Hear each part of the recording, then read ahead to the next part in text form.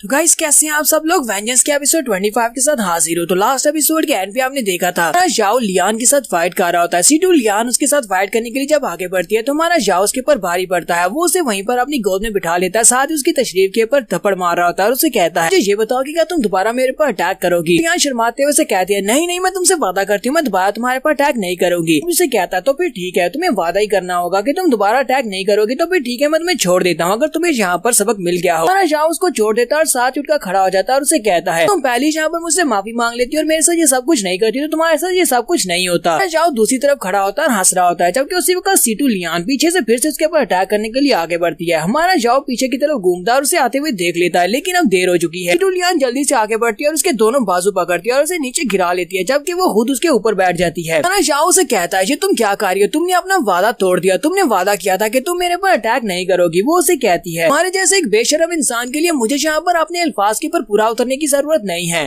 तो उसने हमारे जाओ के दोनों हाथों को पकड़ा होता है। हमारा जाओ वहीं से अपने हाथों को घुमाता है और उसके दोनों हाथों को पकड़ लेता है। अब वो अपने ऊपर से उसे उठने नहीं दे रहा होता है। वहाँ से तो सीटू लियान भी काफी ज्यादा हैरान हो जाती है। असल में वो एक बहुत ही बुरी पोजीशन के ऊपर बैठी होती है। जब उसे समझ आती है कि वो किस जगह के ऊपर बैठी है और किस चीज के ऊपर बैठी है तो वो बहुत ज्यादा हैरान हो जाती है। ना जाओ उसके हाथों को पकड़कर वहाँ पर बैठा होता है। जैसे ही वो उसके हाथों को पकड़ता है सीटू लियान चिल्लाकर उसे कहती है मुझे छोड़ो। वो उसे बार बार कह रही होती है मुझे छोड़ो, और साथ ही वो कभी इस साइड के ऊपर होती है कभी उस साइड के ऊपर होती है। जब वो उसके ऊपर बैठकर हरकत करती है तो उस बेचारे का चूजा नीचे मसला जा रहा होता है। इसकी वजह से हमारे जाओ का चेहरा भी पूरा लाल हो जाता है। वो उसे कहता है तुम क्या कर रही हो, ऐसा मत करो, तुम यहाँ पर कुछ ज्यादा ही हिल रही हो। कि वो भी वहाँ पर उसकी बात नहीं सुनती और बार बार कभी लेफ्ट साइड पर होती है कभी राइट साइड के ऊपर होती है, जिसकी वजह से हमारे जाओ का बेचारा चूजा वहाँ पर मसले जा रहा होता है। जबकि हमारा जाओ से कहता है बस करो वरना टूट जाएगा। और यहीं पर हमारी एक मशरूम गर्ल को भी दिखाते हैं, एक छोटी सी मशरूम गर्ल जो कि अपने पीछे एक बास्केट को लेकर मशरूम चुनने के लिए जा रही होती है। वहीं पर उसे एक मशरूम दिखाई देती है। वो आगे बढ़ती है और उस मशरूम को उखाड़ कर अपनी बास्केट में रख लेती है। फिर साथ ही उसे एक और मशरूम दिखाई देती है। वहाँ पर एक और मशरूम होती है, वो उसको भी उठा लेती है। फिर साथ ही उसे वहाँ पर एक बड़ी मशरूम दिखाई देती है। उस मशरूम को उखाड़ने लगती है तो उसी वक्त वो मशरूम वहाँ से टूट जाती है। तो का मतलब ये था कि हमारे जाओ बेचारे का चूजा टूट गया है, क्योंकि वो उसके ऊपर बैठकर जोर डाल रही होती है और साथ ही वो उसको मसल रही होती है। इसी वजह से बेचारे जाओ के मुंह से जाग निकलना शुरू हो जाती है। जाओ उसे कहता है तुम बहुत ही कमीनी और घटिया हो। सीटू लियांग उसे कहती है अब तुम्हें समझ आई, तुमने मेरे हाथों को पकड़ा था, अब तुम्हें पता चलेगा कि मैं तुम्हारे साथ क्या कर सकती हूँ। अब मैं तुम्हें और भी ज्यादा टॉर्चर करूंगी। ये अभी उसके ऊपर ही चढ़कर बैठी होती है कि उसी वक्त उसकी बहन वहाँ से निकलती है। सीटू चिंग वहाँ से निकलती है और उसे कहती है ये तुम दोनों क्या कर रहे हो, और साथ ही वो बहुत ज्यादा ब्लश भी कर रही होती है क्योंकि उसे लगता है कि ये दोनों यहाँ पर कुछ गलत कर रहे हैं। तो लियान भी अपनी बड़ी बहन को वहाँ पर देखकर बहुत ज्यादा शर्मिंदा हो जाती है और शर्माते हुए उसे कहती है मैं यहाँ पर कुछ भी नहीं कर रही, बल्कि ये सब कुछ इस कमीने की गलती है, ये यहाँ पर कर रहा है। मैंने जाओ चिल्लाकर उसे कहता है बकवास बंद करो, ये सब कुछ तुमने शुरू किया है। ये बात सुनते ही सीटू लियान और भी गुस्सा हो जाती है और साथ ही वो उसके ऊपर बैठे बैठे जंप करती है और फिर से उसके ऊपर जबरदस्त जोर लगाती है। तो जैसे वो उसके ऊपर जंप करती है हमारा जाओ वहाँ पर एक जोरदार चीख मारता है क्योंकि उस बेचारे के चूजे के ऊपर और भी ज्यादा जोर पड़ता है। इसकी वजह से हमारा जाओ बहुत ज्यादा गुस्सा हो जाता है। जाओ कहता है ये ऐसे नहीं उठने वाली। हमारा जाओ अपनी सारी की सारी एनर्जी को अपने चूजे के पास इकट्ठा करता है और फिर साथ ही वो नीचे से ऊपर की तरफ एक झटका लगाता है, जिसकी वजह से सीटू लियान ऊपर की तरफ उछलती है और उसे एक जबरदस्त झटका लगता है। वो उछलती हुई दूर जाकर गिरती है। सीटू चिंग ये देखने के बाद बहुत ज्यादा हैरान होती है और कहती है ये यहाँ पर कर क्या रहे हैं। फिर साथ ही वो गुस्सा भी हो जाती है। हमारे जाओ से कहती है जाओ ये क्या बकवास है, तुम यहाँ पर क्या कर रहे हो और तुम मेरी बहन के साथ ये सब कुछ कर क्या रहे थे। जाओ अपने चूजे के ऊपर हाथ रखते हुए उठकर खड़ा हो जाता है और उसे कहता है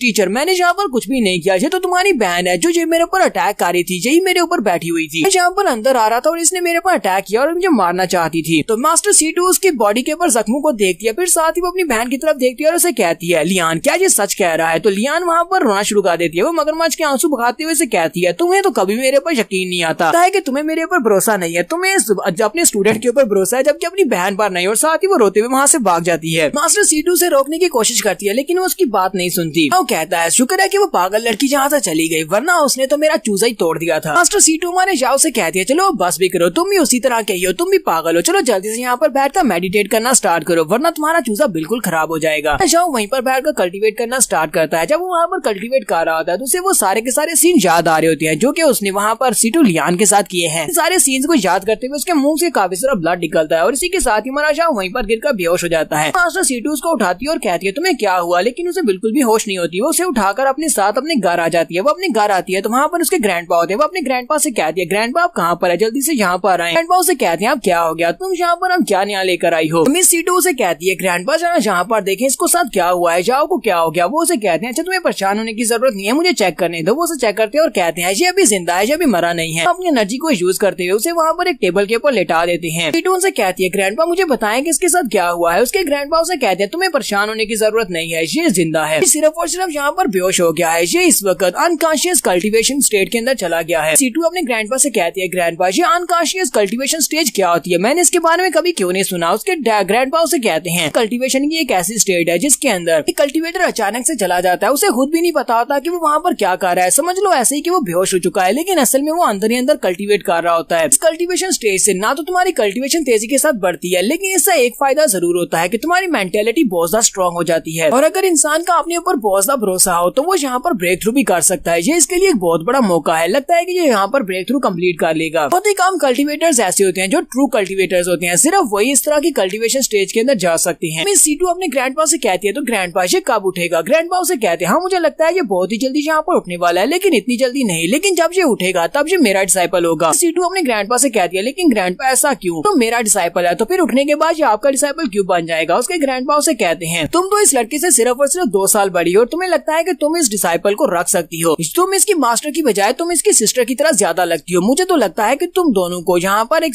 मास्टर डिसाइपल नहीं होना चाहिए। वैसे भी सभी लोगों को तो यही पता है कि मैं इसका मास्टर हूँ, क्योंकि तुम्ही ने तो सभी लोगों को बताया था, बाकी के सभी एल्डर्स को तुम्ही ने ये बात बताई थी ना कि ये डीन का डिसाइपल बन चुका है, तुम्हारे ग्रैंडपा का डिसाइपल बन गया है। तो मिस सीटू से कहती है अच्छा ठीक है ग्रैंडपा, अब जबकि आप इसके मास्टर बनना चाहते हैं तो मास्टर तो इसकी मैं ही रहूंगी, लेकिन आप इसके ग्रैंड मास्टर बन सकते हैं, आप इसके ग्रैंड मास्टर बनकर इसको चीजें सिखा सकते हैं, लेकिन मैं इसकी मास्टर रहूंगी। तो उसके ग्रैंडपा से कहते हैं तुम्हें पता है ना कि सिर्फ और सिर्फ मास्टर्स को ही अपने डिसाइपल्स का बेनिफिट मिलता है, इसका मतलब अगर मैं इसका ग्रैंड मास्टर बनूंगा तो फिर मुझे कोई भी फायदा नहीं मिलेगा, फिर भी मुझे जहाँ पर इस लड़के को बढ़ाना पड़ेगा। तो हमारा जाओ वहीं पर अपनी एथीरियल स्टेज के अंदर होता है, तो वो अपने कॉन्शियसनेस सी के अंदर चला जाता है। वो अपने कॉन्शियस सी के अंदर जाता है तो वो अपने आसपास देखता है, कहता है मैं कहाँ पर हूँ। अपने आसपास देखता है तो वहाँ पर बहुत सारा पानी होता है। जाओ कहता है लगता है कि मैं अपनी कॉन्शियसनेस सी के अंदर हूँ। फिर साथ ही हमारा जाओ आगे की तरफ चलना स्टार्ट करता है। जैसे वहाँ पर चलता है उसी वक्त उसके सामने एक बड़ी सी पानी की वेव आती है। वो कहता है जी क्या ये पानी की वेव तो मेरी तरफ ही आ रही है, लगता है मैं इसके अंदर डूब जाऊंगा। वो भागने की कोशिश करता है लेकिन वो पानी के अंदर गिर जाता है और वो वेव के अंदर आ जाता है। जाओ कहता है ये वेव इसका मतलब ये है कि मैं यहाँ पर थ्रू करने वाला हूँ, ये वेव का मतलब ये है कि ये मेरी जान एनर्जी है, लेकिन इस सारी की सारी वेव को कंडेंस करना होगा। अगर इसमें रिफाइन कर लिया तो मैं ब्रेक थ्रू करूंगा, वरना मैं यहीं पर मारा जाऊंगा। फिर ग्रैंडपा भी इस बात को महसूस कर लेती है और कहती है लगता है कि इस लड़के को यहाँ पर मुश्किल हो रही है। ग्रैंडपा मिस सीटू से कहते हैं हालांकि ये लड़का बहुत ज्यादा पावरफुल है और इसके पास इस वक्त जान एनर्जी जितनी ज्यादा है उतनी जान एनर्जी के साथ ये काफी सारे लेवल्स को ब्रेक थ्रू कर सकता है, लेकिन ये सारी की सारी एनर्जी को सप्रेस करने की कोशिश कर रहा है। मुझे लगता है कि ये सारी एनर्जी को सप्रेस नहीं कर पाएगा, मुझे यहाँ पर इसकी हेल्प करना पड़ेगी। और वो अपनी एनर्जी को यूज करते हुए उसके माथे पर हाथ रखते हैं और अपनी कॉन्शियस स्पिरिट को उसकी बॉडी के अंदर भेज देते हैं। जाओ जो कि पानी के अंदर डूब रहा होता है उसी वक्त वहाँ पर उसे आवाज आती है मैं यहाँ पर बिल्कुल भी डरने की जरूरत नहीं है, मैं यहाँ पर तुम्हारी हेल्प करूंगा, मैं तुम्हारी हेल्प करता हूँ इस सारे पानी को सप्रेस करने की। साथ ही अपनी एनर्जी को रिलीज करते हुए उसको सप्रेस करने में उसकी मदद करते हैं। हमारा जॉब भी उसकी मदद मिलने के बाद काफी खुश हो जाता है। ग्रैंड मास्टर साथ साथ उसकी मदद भी कर रही होती है। वो उसे कहते हैं तुम्हें अब इस सारे के सारे जान सी को एक साथ इकट्ठा करना होगा। तो जाओ उनसे कहता है आपका बहुत बहुत शुक्रिया, अब मैं बाकी सब कुछ संभाल लूंगा। और साथ ही वो सारे पानी को कंडेंस करता है। उस सारे पानी को कंडेंस करने के बाद वो एक छोटा सा बॉल बना देता है। ग्रैंड मास्टर से कहते हैं तुम्हारा जानसी तो बहुत ज्यादा बड़ा है, इसका मतलब ये है कि फ्यूचर तुम्हारा बहुत ज्यादा ब्राइट होने वाला है। तो जाओ उसको रिस्पेक्ट देते हुए कहता है मास्टर आपका बहुत बहुत शुक्रिया। और इसी के साथ ही हमारा जाओ भी अपने कॉन्शियस सी के अंदर से डिस्पियर हो जाता है और बाहर आ जाता है। जैसे वो बाहर आता है उसी वक्त उसे होश आ जाती है। वो अपनी आंखें खोलता है तो उसके सामने मास्टर सीटू और उसके ग्रैंड मास्टर होते हैं। मास्टर सीटू उसका हाथ पकड़ती है और उसे कहती है जाओ क्या तुम ठीक हो। तो जाओ काफी ज्यादा खुश होता है और उसे कहता है हाँ मैं बिल्कुल ठीक हूँ, मुझे लगता है कि मैंने यहाँ पर ब्रेक थ्रू कम्प्लीट कर लिया है। जबकि ग्रैंड मास्टर भी वहीं पर खड़े हंस रहे होते हैं। फिर साथ ही वो सीटू को वहाँ से बाहर भेज देते हैं और उसे कहते हैं लड़के तुम यहीं पर रहो। जाओ उसे कहता है तो मास्टर आपने मुझे यहाँ पर क्यों रुकने का कहा, आप हैं कौन और आप क्यों यहाँ पर चाहते हैं कि मैं अकेला आपकी बात सुनूं। ग्रैंडपा उसे कहते हैं मैं चाहता हूँ कि आज के बाद से तुम मुझे अपना ग्रैंड मास्टर कहो। हमारा जाओ ये बात सुनते ही बहुत ज्यादा हैरान होता है और कहता है लेकिन मैं तुम्हें यहाँ पर ग्रैंड मास्टर क्यों कहूंगा। ग्रैंडपा उसे कहते हैं मैंने तुम्हारी मास्टर सीटू चिंग को भी सिखाया है, मैं उसका मास्टर हूँ, तो इसका मतलब ये होगा मैं तुम्हारा ग्रैंड मास्टर हूँ। चलो जल्दी से आप मेरे सामने अपना सर झुकाओ। और जब ये बात समझता है तो उसे काफी ज्यादा झटका लगता है। वो कहता है तो इसका मतलब यह है कि आप रॉयल मार्शल स्कूल के डीन है यानी आप प्रिंसिपल हैं। ग्रैंडपा उसे कहते हैं तुम्हें क्या लगता है कि मैं कौन हूँ, साथ ही मैंने यहाँ पर ब्रेक थ्रू करने में तुम्हारी मदद भी की थी, क्या तुम भूल गए हो। तो उसी वक्त हमारे जाओ को याद आता है कि उसके कॉन्शियस सी के अंदर कोई मास्टर आया था जिसने उसकी हेल्प की थी। वो कहता है तो इसका मतलब वो सीनियर आप थे जिसने वहाँ पर मेरी हेल्प की थी। मास्टर से कहते हैं हाँ वो मैं ही था, चलो अब जल्दी से वहाँ से मेरे लिए एक कप चाय का डालकर लाओ। तो वो जल्दी से जाता और जाकर एक कप चाय का डालकर उसके लिए ले आता और साथ ही उसके सामने झुकते हुए नावटाव भी करता है। ग्रैंड मास्टर बहुत ज्यादा खुश हो जाते हैं और कहते हैं तो फिर ठीक है, अब जबकि तुमने मेरे सामने अपना सर भी झुका दिया और मुझे चाय भी दे दी, इसका मतलब यह है कि आज के बाद से मैं तुम्हारा ग्रैंड मास्टर हूँ और तुम मेरे स्टूडेंट हो। आज उसके बाद तुम यहीं पर रहकर कल्टीवेट कर सकते हो। हमारा शाओ बहुत ज्यादा खुश हो जाता है और कहता है ग्रैंड मास्टर आपका बहुत बहुत शुक्रिया। तो यहाँ पर हम लोग अपनी एपिसोड 25 का एंड करेंगे। एपिसोड की एक्सप्लेनेशन अच्छी लगी हो तो कमेंट करके जरूर बताइएगा। चैनल को सब्सक्राइब कर दे, वीडियो को लाइक और शेयर कर दें। शुक्रिया।